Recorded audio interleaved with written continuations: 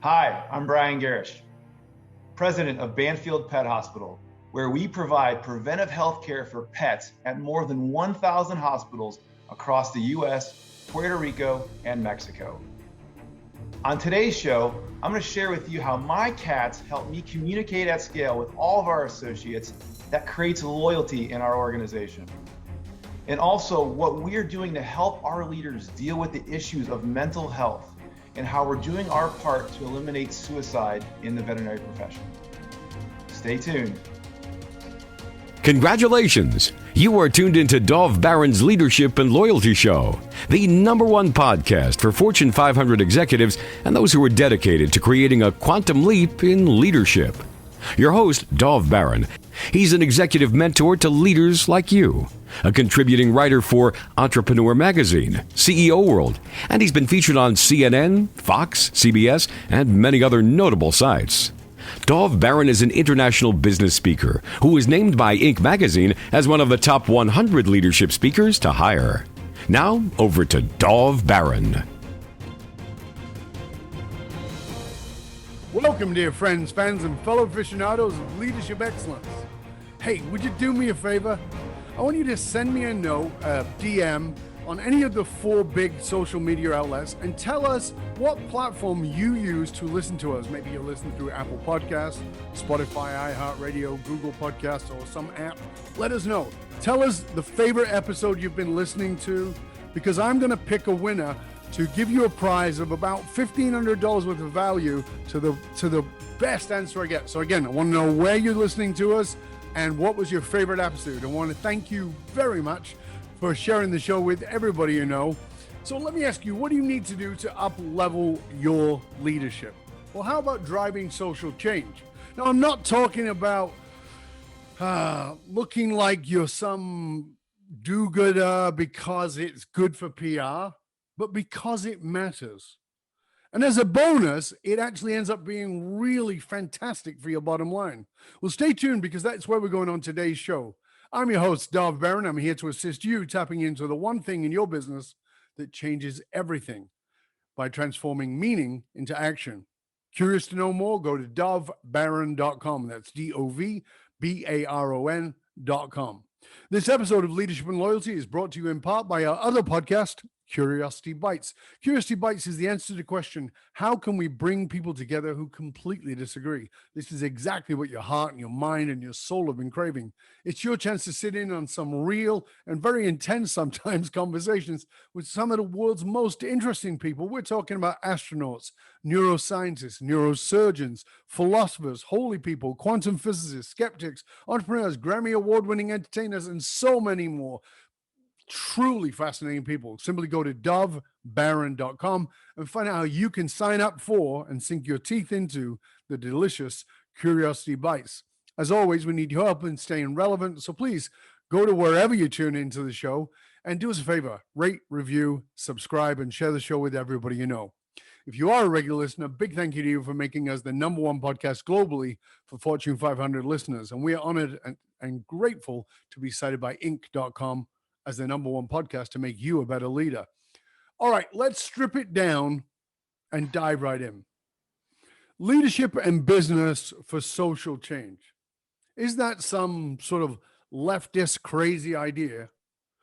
Or could being committed to social change be the best thing you could do for your business? Well, let's find out together, because our guest today is Brian Garish. Now, he is the president of Banfield Pet Hospitals. Banfield has over 1,000 hospitals and over 19,000 associates across the U.S.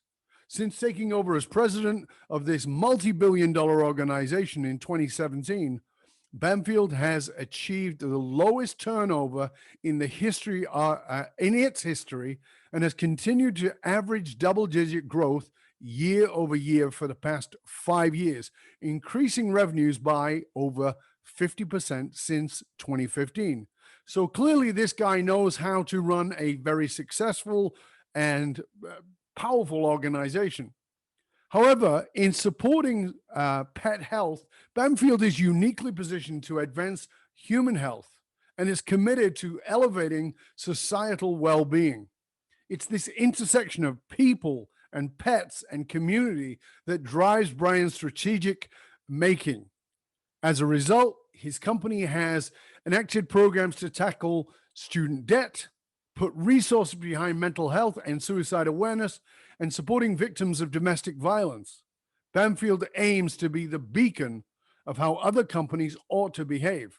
So, ladies and gentlemen, please put your hands together and help me to welcome the extraordinary leader who puts his money and his action where his mouth is, Brian Garish! Welcome, Brian. Thank you, Doug. I really appreciate being here. It's good to have you here, mate. We'll have a giggle, we'll have a laugh, and we'll definitely get some really interesting points. I mean, I just love what you're doing. I think it's so vitally important, and you're approaching it from a very different point of view. Now, where I would like to start with you is in the context of leadership development, and developing the leaders that we are developing. Mm-hmm. What's the question that you think we should be looking for the answers to that most leaders are kind of either ignorant of or just not paying attention to? What's the question that we need to be looking for the answer to?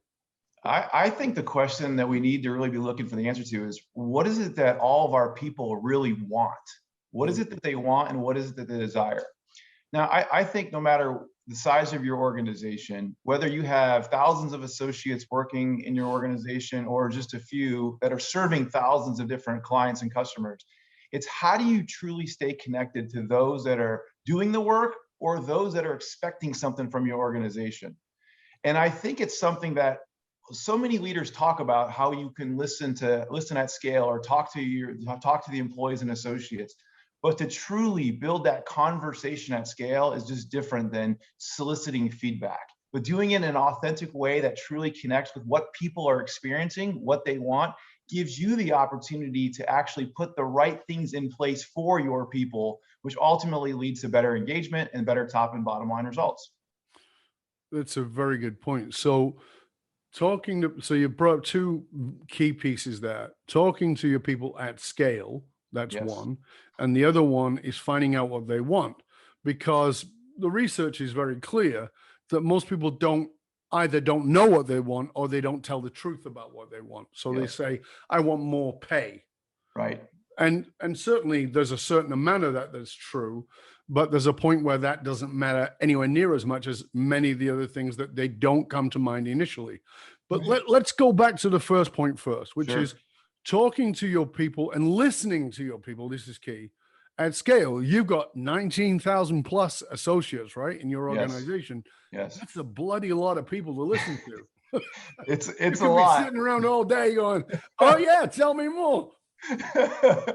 No, it's a lot for sure. And that's what, luckily we have a lot of leaders in our organization. When you think about Banfield having over 1,000 hospitals across the US, very similar to like a dispersed workforce where you have different markets, regions, et cetera. And it's empowering those leaders around how do they actually own culture and how they create culture. And it's really like how do you humanize the work experience?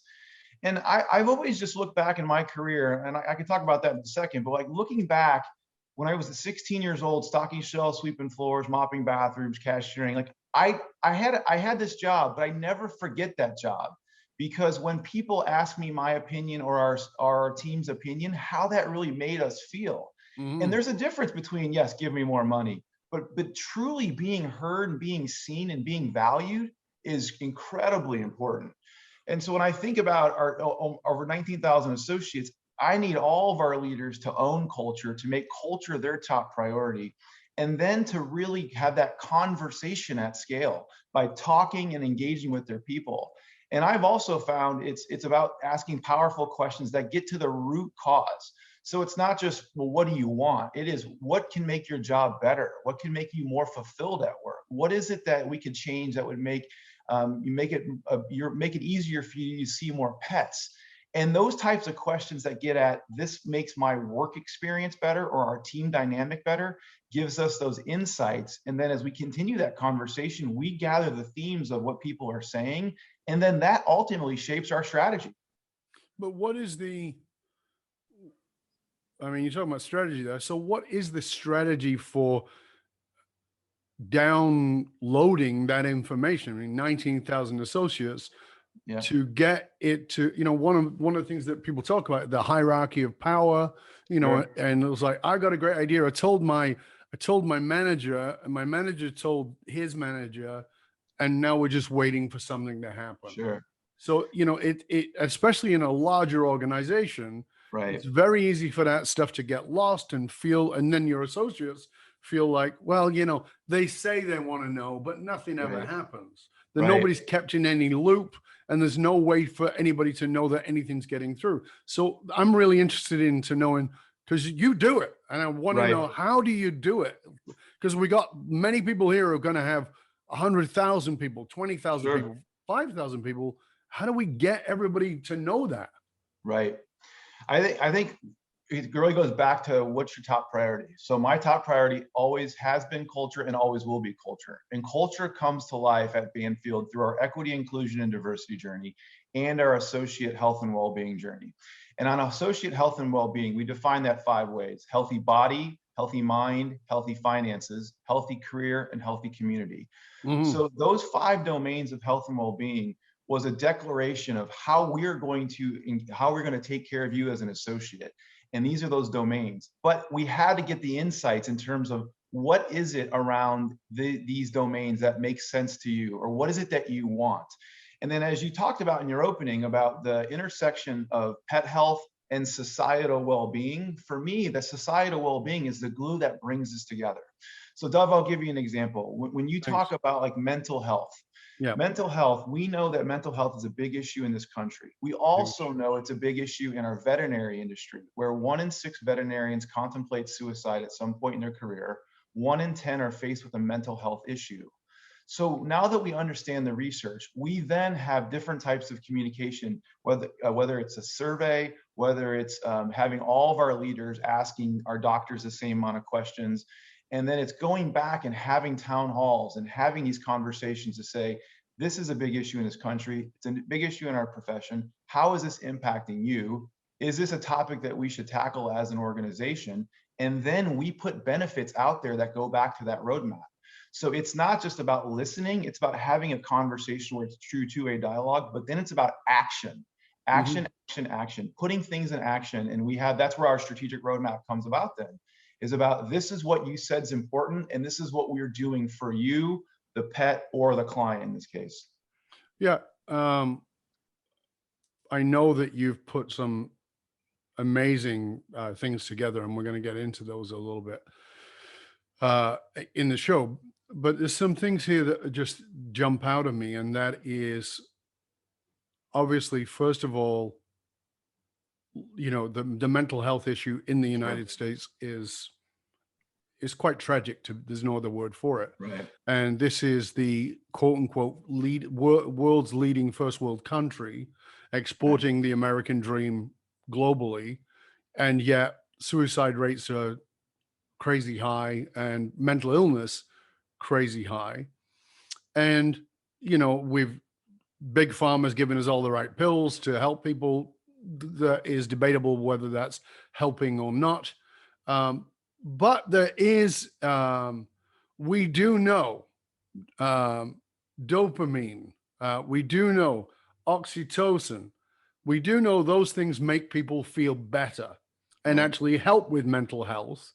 And those are things that happen when you are playing or stroking your pet, or you're with that pet. Hence these support animals, I mean, somebody tried to take a freaking donkey on a plane recently. I mean, as a sport animal. I mean, I think there's a limit on some of this stuff, but the idea that it's the emotional connection with an animal is so vital. Now, of course, not everybody likes animals and not everybody wants a pet, and that's fine. But for the people who do you, like, you talked about this awareness with vets and mental health generally, but did that come out of understanding the impact of pets were having on people? Absolutely. We know that the pet human animal bond is just incredible. And we knew how important that was pre-pandemic. When the pandemic happened, we were just surprised is the wrong word, just elated and just so excited to see how many people turn to their pets for companionship. Mm-hmm. When we are isolating, when we're not socializing to the degree in which we have, we now are using that comfort with our pets. So I have two cats, Ashton and Kenji, and always love my cats. And when I'm now at home, seeing really invading their space, like I think when I was in the office, they liked it probably a little bit better, but they're like, what are you doing here all the time? The point is, I just I had a whole different level of love and appreciation for my cats because of what they meant for me. I'm not in the office where I can walk the halls and talk to people and really get that conversation at scale in our office.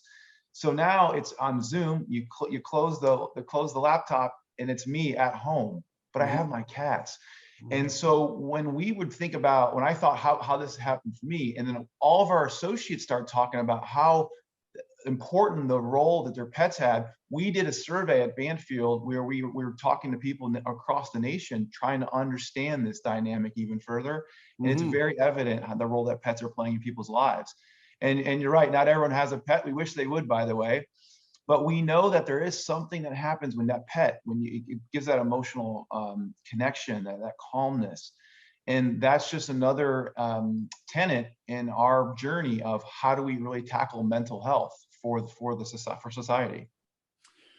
So I'm not suggesting I'm not pretending that you might know, but I'm really interested to know if you know. Do you know why? I mean, that's a pretty high suicide rate in veterinarians, right? And mental health on top of that. Do you know what that is? Like, has that sort of surfaced about? Because here's these people working with animals. I don't think, it's my opinion, it's not the truth. My opinion is that you don't become a vet because you want to be rich, right? You become a vet probably because you loved animals. It's a calling. And now it's a calling, right? Yes. And now here you are working with these creatures that you love, right? And yet the suicide rate is high. That for me is kind of, I know it's a sidebar from what we're talking about, but sure. I find it fascinating. It's all related again on that. Like we think about what we are able to do, we're able to provide preventive healthcare for pets. And we have a responsibility to be a beacon for how a company ought to behave in society. And so when I think back to that strategic journey on our associate experience of the future, everything ties into our associate. Our associate, we don't take care of our associates, they don't take care of the pets, and they don't take care or impact the clients with that human animal bond that's going to happen. So to your question, there's many factors in it. And we really, when we looked at it, that mental health is a big issue and how it was impacting our industry. Those 5 different domains, we then said, how do all these domains impact mental health? And then what's our response that we can do with this? So that was a lot of conversations with our doctors to understand the workplace, understand the details that are happening. And sometimes you're speculating on what it is, but then how do we have tools and resources to help our people? So to be more specific to the question, it's a calling. People that come to the veterinary world is a calling. Their purpose is to make a better world for pets. And you hear with routine consistency, I knew when I was 8, or I knew when I had my first pet, I was going to be a veterinarian. And it's incredibly difficult to get into veterinary school. You come out, you have the highest student debt to income ratio of any healthcare professional. Is that right? That's right. So imagine now finances. This is how finances tie into mental health. So that's one of the components on why we did a student debt repayment program, is to try to help eliminate that financial burden, which creates that mental stress and pressure. So you have a calling, you go to med school, you become a veterinarian, you have the highest student debt to income ratio of any healthcare professional. And you also are experiencing something that's referred to in the profession called compassion fatigue.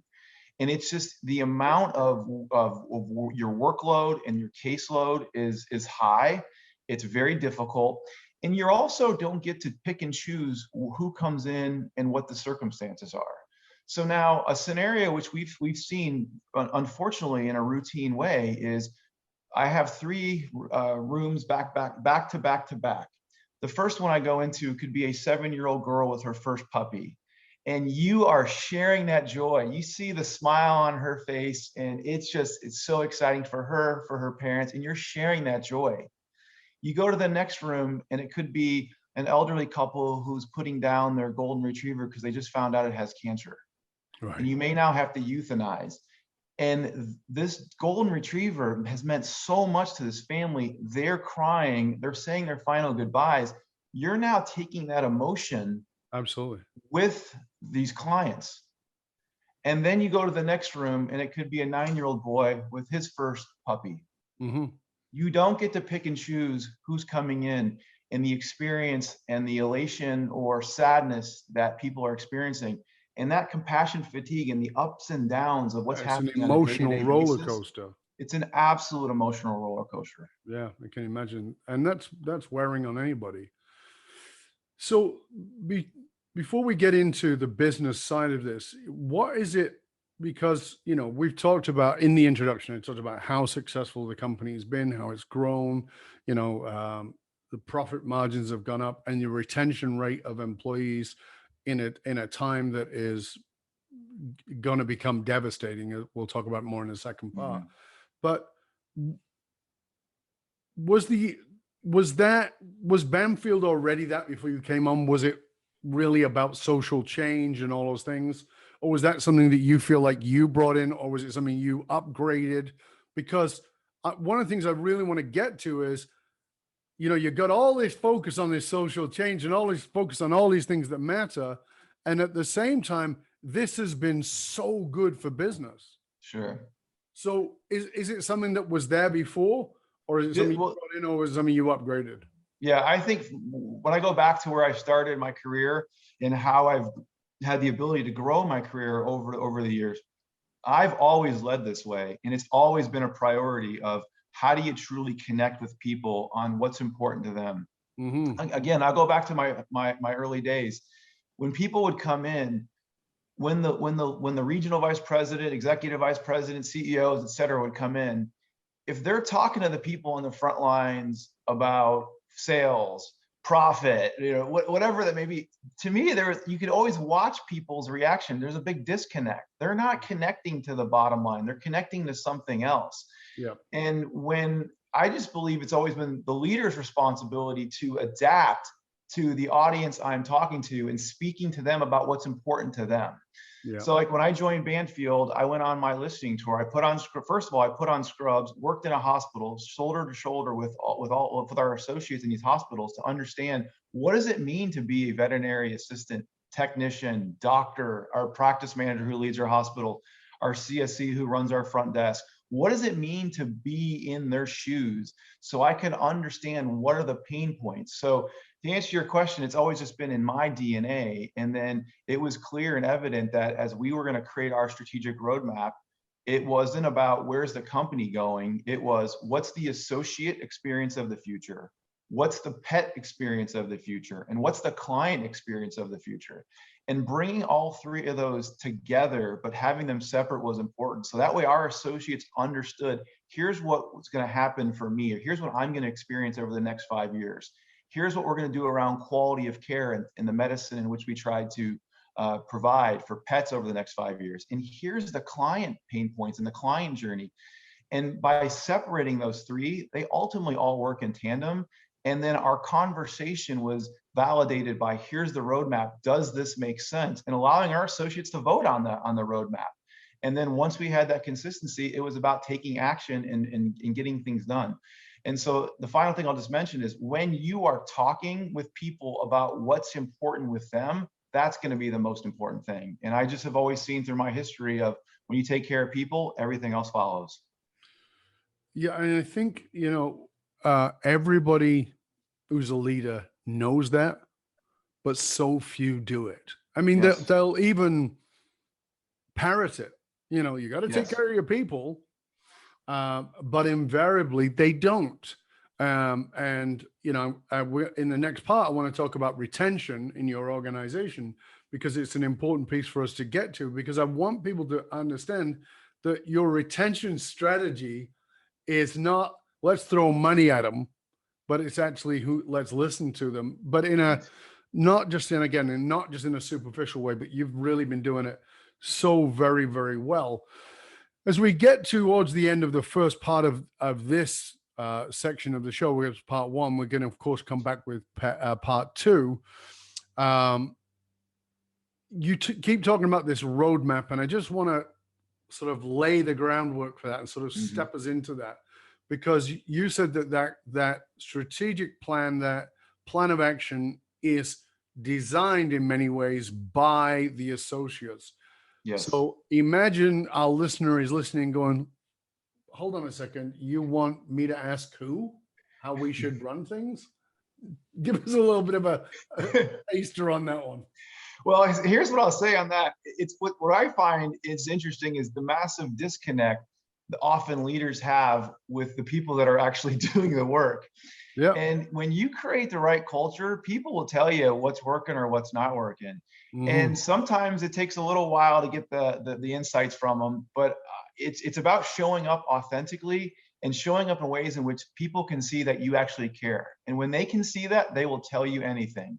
And as an example, that's why I use Instagram differently than I use other social channels. Instagram is really a tool for me to connect with all of our associates and for people to see insights in terms of who I am as a person and who I am as a leader. And Dove, every month I'll do an either ask me question where, I'll put a sticker on the story and say, ask me anything. Or I'll do something that's called Banter with Brian, and I'll get 300 to 500 questions every single time I do that. So having that consistency, being out there and again, saying, this is what you want, here's what we're doing, does this make sense? It's inviting people to the conversation, but also I'm going to where the conversation's happening versus sitting in an office and expecting people to come to me to listen to what's happening. And that is a phenomenal place for us to end part one, because, when you and I talked about it initially, I was like, I wasn't getting what you were saying about Instagram. And I said that to you. We had that conversation about it because it was like, okay, you do Instagram differently. I don't know what that means. But what you're actually doing is you're going to where the conversation is. Yes. And where those conversations are taking place for your associates, rather than saying, yeah, okay, you're on Instagram with your picture of your cat and your makeup and all the rest of it, but I'm going to be here and I'm going to set up an environment where you can come and talk to me. That's like saying, well, this is my office, come on in. I've got an open door policy, which nobody's following. Right. And you're saying, hold on a second, where are you playing? I'm going to come play where you are so that we can have that conversation. Brilliant, brilliant, brilliant. I really appreciate that. And I think it's a powerful pin to put in the end of part one so that our listeners can really grasp that. Where are your associates going? Where are they hanging out? Where are the people you serve? Not just your people who work for you, but even your customers. Where are they hanging out? How can you go serve them there? And so that you can really listen. Brilliant. We're going to be back for part two of our conversation with Brian Garish, who really is dedicated to understanding the people who work with him and the people that he serves. We'll be back in just one click, so you'll be able to come back and listen to part two. Before we go to the end, Brian's going to tell you how you can find out more about him and his organization. Well, if you want to find out more about myself and Banfield, please go to banfield.com. And for anything related to me, just check me out on Instagram or LinkedIn, Brian Garish. Fabulous. We'll see you in one click. Stay curious, my friend. Stay curious.